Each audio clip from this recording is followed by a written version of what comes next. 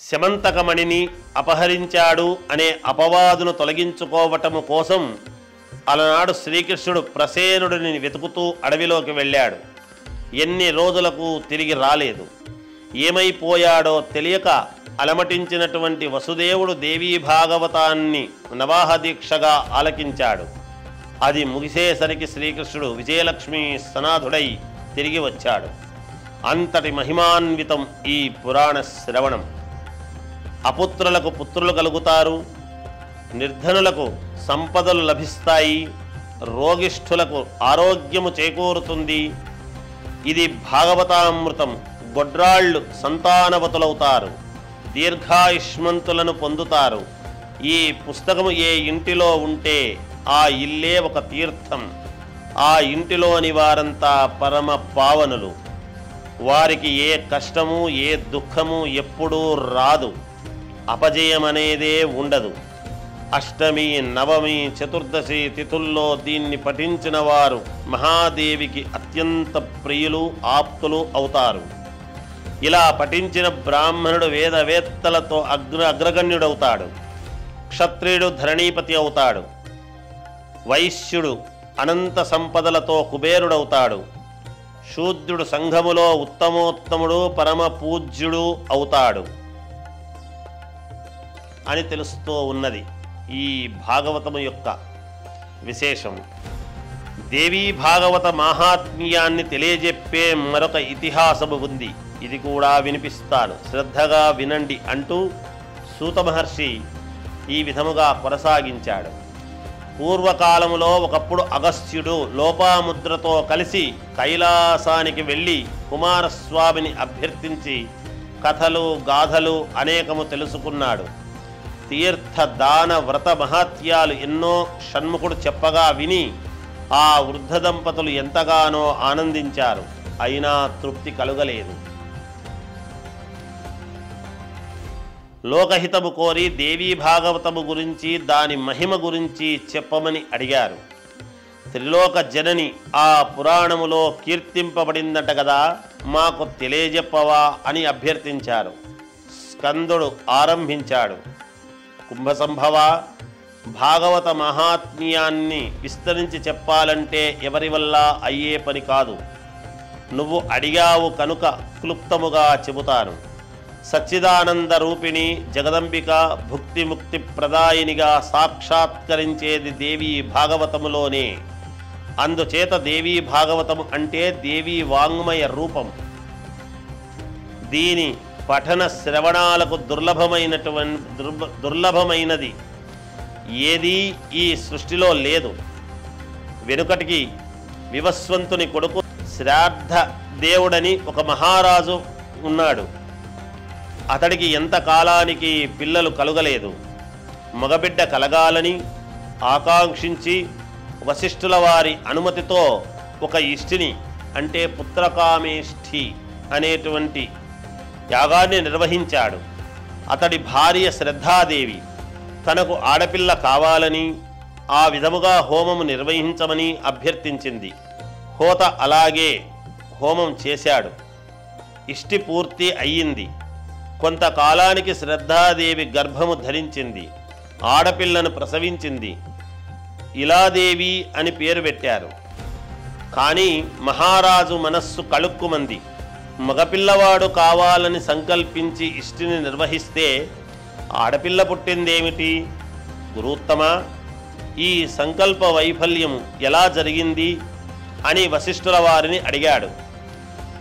వ్యతిక్రమం ఎందుకు జరిగిందో, ఎలా జరిగిందో చెప్పి ఇలాదేవి మగవాడుగా మారాలంటే ఈశ్వరుణ్ణి ప్రార్థించమని సలహా చెప్పాడు వశిష్ఠుడు. శ్రాద్ధ దేవుడు శివుణ్ణి ప్రార్థించాడు. శివానుగ్రహము గురువు అనుగ్రహము కలిసి ఇలాదేవి పురుషుడుగా మారిపోయింది. సుద్యుమ్నుడు అని అప్పుడు మళ్ళీ నామకరణము చేశారు. ఆ రాకుమారుడు సకల విద్యలకు సముద్రుడయ్యాడు. యవ్వనములోకి అడుగుపెట్టాడు. ఒకనాడు వేట కోసము ఒక మహావనములోకి అడుగుపెట్టాడు.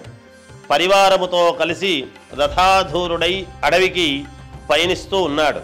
మేరు పర్వతానికి చేరువలో ఉన్న ఒక వనము చేరుకున్నాడు. ఆ వనానికి ఒక చరిత్ర ఉంది. ఒకప్పుడు శివపార్వతులు అక్కడ క్రీడిస్తుండగా శివదర్శన లాలసులైనటువంటి మునులు తెలియక హఠాత్తుగా ప్రవేశించారు. పార్వతి సిగ్గుపడింది. అది గ్రహించిన మునులు వెంటనే వెళ్ళిపోయి శ్రీహరిని శరణు వేడుకున్నారు.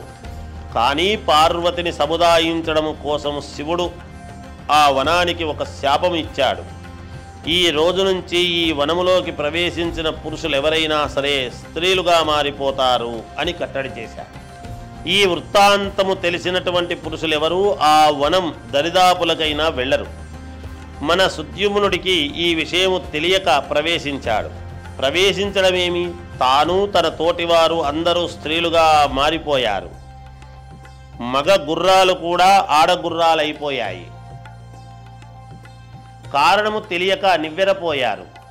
చేసేది లేక అలాగే ఆ అరణ్యములో సంచరించారు. సంచరిస్తూ బుధుడి ఆశ్రమం చేరుకున్నారు. ఈ సుందరాంగిని చూసి బుధుడు మరలుకొన్నాడు. ఎవరి అందగత్తె? ఉన్నత పయోధరాలు, దొడ్డపండల్లాంటి పెదవులు, మల్లెముగ్గల్లాంటి పలువరుస, చంద్రబింబములాంటి వదనం, పద్మాల్లాంటి కన్నులు. బుధుడికి మనస్సయింది. ఆ సుందరాంగి కూడా బుధుణ్ణి చూసి అలాగే మన్మథ భావాలకు లోనయ్యింది. చంద్రుడిలా ఉన్నాడు, ఎవరబ్బా ఈ అందగాడు అనుకుంది. చూపులు కలిశాయి, మనసులు కలిశాయి, తనువులు కలిశాయి. ఆ సోమనందుడి ఆశ్రమములో కామసుఖాలు అనుభవిస్తూ చాలా కాలము ఉండిపోయింది. గర్భవతి అయ్యింది. పురూరవుడికి జన్మనిచ్చింది. కొంతకాలము గడిచింది. ఒకనాడు తన పూర్వరూపము, తన రాజ్యము, తల్లిదండ్రులు అన్నీ జ్ఞాపకము వచ్చి దుఃఖించి ఇంకా ఆశ్రమములో ఉండలేక వెళ్ళిపోయింది. వెతుక్కుంటూ వెళ్ళి వశిష్ఠుడి ఆశ్రమం చేరుకుంది. తమ కుల గురువును చూడడముతోనే దుఃఖం పొంగి వచ్చింది. కాళ్ల మీద పడి వలవలా విలపించింది. మళ్ళీ పురుషత్వం వచ్చేట్టు అనుగ్రహించమని ప్రార్థించింది. వశిష్ఠుడు మంత్రశక్తితో జరిగిన వృత్తాంతమంతా తెలుసుకున్నాడు. కైలాసానికి వెళ్ళాడు. శివుణ్ణి అర్చించి ప్రసన్నుణ్ణి చేసుకున్నాడు. ఉబ్బులింగడు గదా అని భక్తిభావముతో స్తుతించాడు. నమో నమః శివాయాస్తు శంకరాయ కపర్దినే గిరిజార్ధాంగదేహాయ నమస్తే చంద్రమౌళయే. మ్రా కైలాసవాసి, నీలకంఠ, భుక్తి ముక్తి ప్రదాయక, శివరూప శివ, ప్రసన్న భయహారి, వృషభవాహన, శరణ్య, మహాత్మ, త్రిమూర్తి స్వరూప, దేవాదిదేవ, వరద, పురారి, యజ్ఞరూప, యజ్ఞఫలద, గంగాధర, సూర్యేందు వహ్నిలోచన, నమో నమః నమో నమః అని అనేక విధాలుగా ప్రార్థించాడు. బోళాశంకరుడు ప్రత్యక్షమయ్యాడు. వృషభ వాహనము మీద పార్వతీ సమేతుడై దర్శనము అనుగ్రహించాడు. వరము కోరుకోమన్నాడు. ఆడపిల్లగా జన్మించి మగపిల్లవాడుగా మారి ఇప్పుడు మళ్ళీ స్త్రీత్వం పొందిన ఇలాదేవికి సుద్యుమ్నుడు తిరిగి పురుషత్వం ప్రసాదించమని వశిష్ఠుడు అభ్యర్థించాడు. శివుడు ఆమోదించాడు. 1 నెల పురుషుడిగా 1 నెల స్త్రీగా ఉంటుందని అభ్యునిజ్ఞ ఇచ్చి శివుడు అంతర్ధానము చెందాడు. వశిష్ఠుడు అంతటితో సంతృప్తి చెందగా జగదీశ్వరుని మళ్ళీ స్తుతించాడు.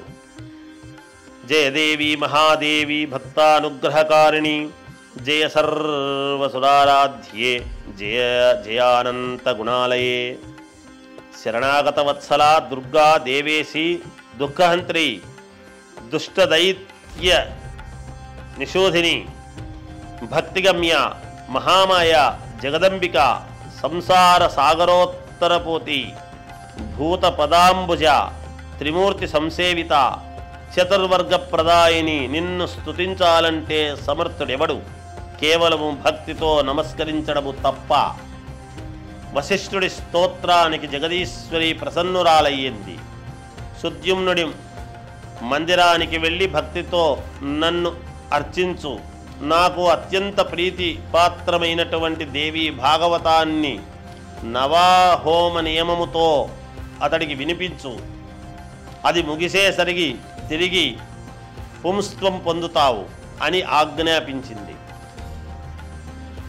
వశిష్ఠుడు సంబరపడ్డాడు. ఆశ్రమానికి తిరిగి వచ్చాడు. దేవీ ఆజ్ఞను వివరించాడు. ఆశ్వేజ శుక్ల పక్షములో దేవిని ఆరాధింపజేసి భాగవతము తానే పురాణ శ్రవణము చేయించాడు. సద్యుమ్నుడు భక్తిగా విన్నాడు. వినిపించిన వశిష్ఠుని అర్చించాడు. వెంటనే పురుషత్వం పొందాడు. రాజ్యానికి పట్టాభిషిక్తుడయ్యాడు. ప్రజారంజకముగా పరిపాలన సాగించాడు. భూరి దక్షిణలతో దేవీ యజ్ఞాలు అనేకము నిర్వహించాడు. పుత్రుల్ని పొందాడు. వారికి రాజ్యం అప్పగించి తాను తపస్సులు చేసుకుని దేవీ సాలోక్యము చెందాడు. అగస్త్య, దేవీ భాగవత మహిమ అంతటిది. చదివిన వారికి విన్నవారికి సకల వాంఛాప్రదం, ఇహపరాలకు సాధకం అని చెప్పి కుమారస్వామి ఇతిహాసాన్ని ముగించాడు.